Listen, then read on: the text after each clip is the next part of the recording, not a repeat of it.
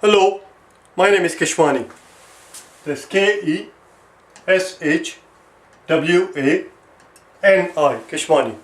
We are here because we want to prepare for SAT. We have been solving SAT math problems out of this book here, the official SAT study guide. If you do not own this book already, purchase one immediately. You're going to need it. The problem that we are about to solve is the one that you will find on page number 918. Page number 918, and today is our lesson number 133. Let's take a look at it. Problem number 10. It's a medium problem. We are given a picture here.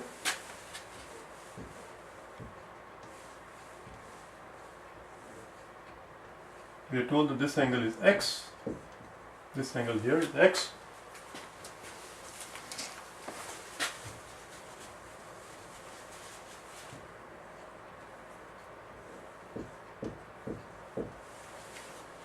And the question simply is, if all the interior angle of this polygon are congruent. What does it mean, congruent?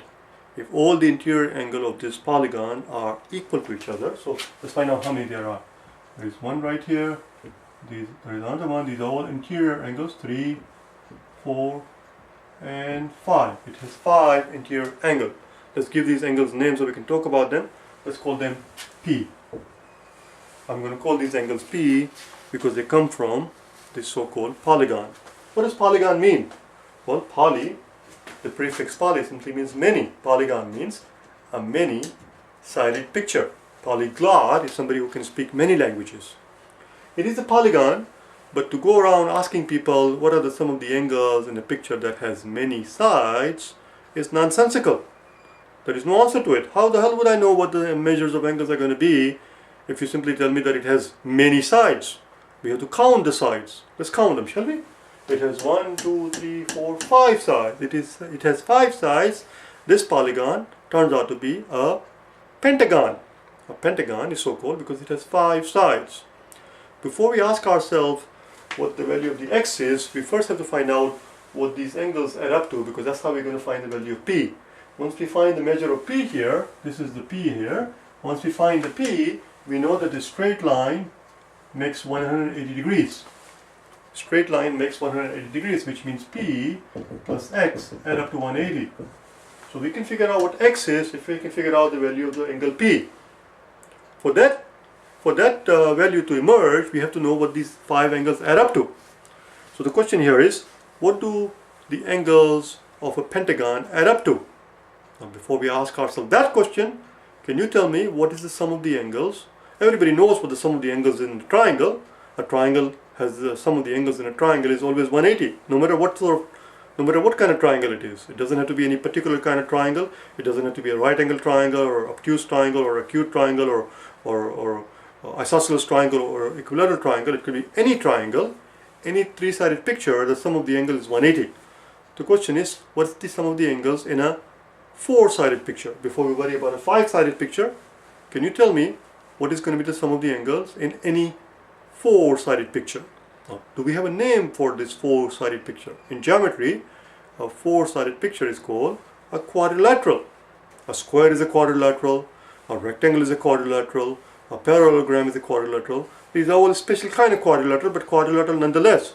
So let's draw a very wacky quadrilateral, a very strange quadrilateral, very strange looking quadrilateral. Here's a quadrilateral. Can you tell me what is going to be the sum of the angles in this 4-sided picture, in this quadrilateral? Well, what we need to understand here is that a quadrilateral is simply a union, a marriage of 2 triangles. For example, this quadrilateral can be broken up into these 2 triangles here. As you can see, we know sum of the angles in this top triangle is 180, doesn't matter what it looks like.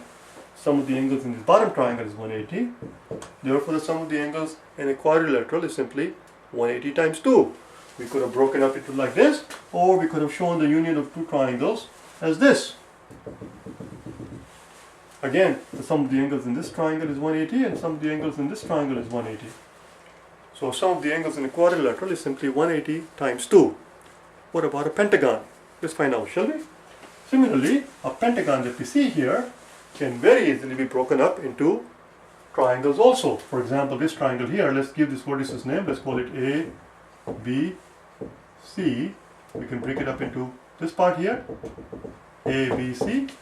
Triangle A, B, C adds up to 180 degrees. We can break it up into another triangle, A, C, D.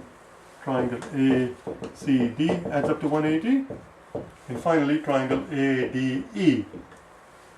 A, D, E adds up to 180.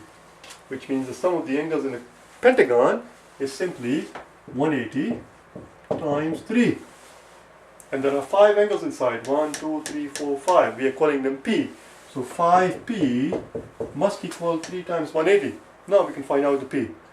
Divide both sides by 5 and we will have our P. So P equals 180 times 3 over 5. Let's divide, shall we? How many 5s in a 1? 1 has no 5s. That 1 goes and joins the 8, becomes 18. How many 5s in 18? 18 has 3 5s. The remaining 3 goes and joins the 0 and becomes 30. How many 5s in a 30? 30 has 6 5s. Voila. That's it. So P equals 36 times 3, which is 36 times 3 is 18, carry 1, 9 plus 1, 108. There you go. So therefore our X is 180 minus P, or 180 minus 108. We know that 180 minus 110 would have been 70. We have 108, which is 2 less, so it's going to be 72. X equals 72. And that's answer choice C. That's it, we're done. Next one, number 11. Number 11.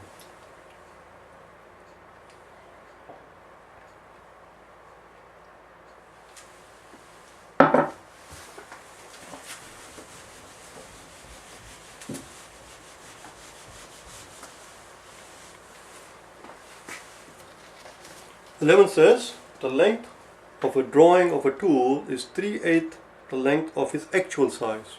So here is the drawing that shows up, and here's the actual size. You can set it up as a proportion problem, and if the drawing shows something as 3/8 of an inch, in reality it is 1 inch. If the drawing of something shows as it shows up as in a blueprint, if something shows up as 3/8 of a foot, in reality it's 1 foot long. The question simply is, if the length of the drawing of a tool is 6 inches, it's the drawing that is 6 inches, not the tool.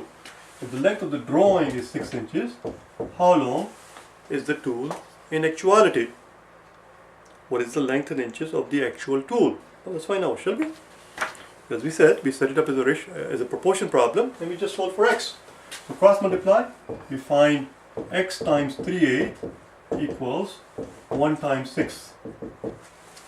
We need to get rid of the 8 from the bottom, multiply both sides by 8, and we get rid of the 8. Now we have x times 3, or 3x equals 6 times 8, and we have to get rid of the 3 from the bottom, or 3 from the top here. Divide both sides by 3. We get rid of 3, and x equals 6 times 8 over 3, and 6 divided by 3 is 2, and therefore x equals 2 times 8, which is 16. Well, the answer is C. The answer is C. I will see you tomorrow, okay? Bye now.